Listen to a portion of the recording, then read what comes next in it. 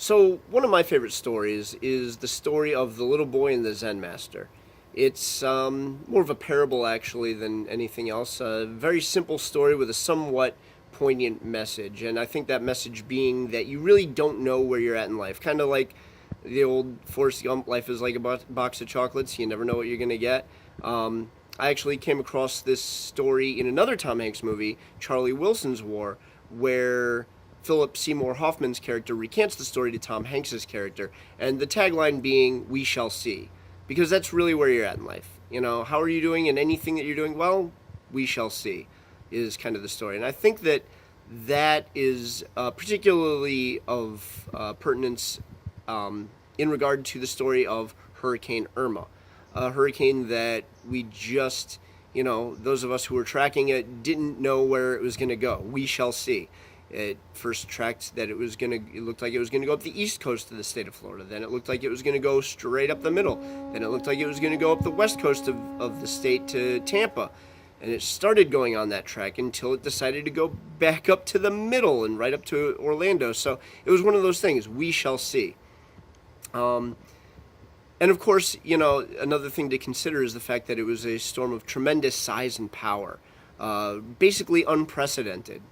But again, and when you see that coming at you, you think that it's certain death, so to speak. But again, we shall see.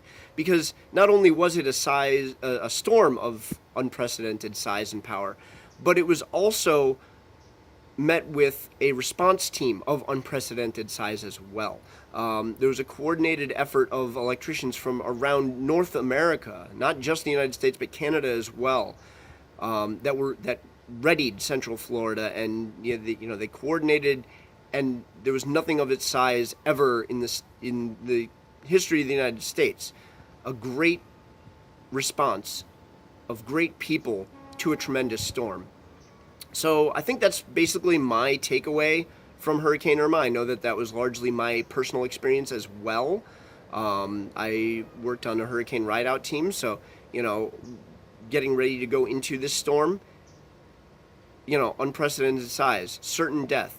However, on the back end, working on the hurricane ride-out team, it afforded me the opportunity to make pretty decent paycheck that week. I'm not going to complain about that by any means. It afforded me the chance to stay in a nice resort hotel for free. Not going to complain about that by any chance, or by any stretch.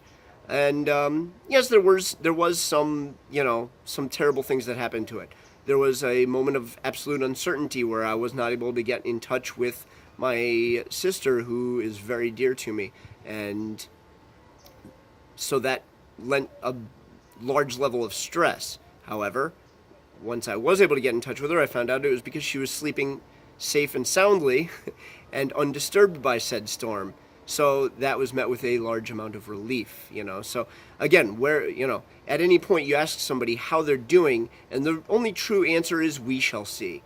So again, that's what my experience was with Hurricane Irma. That is my long-awaited reflection on Hurricane Irma. I'd like to hear what your thoughts, what your experiences were with the hurricane, and your thoughts on maybe the we shall see philosophy of life, I guess.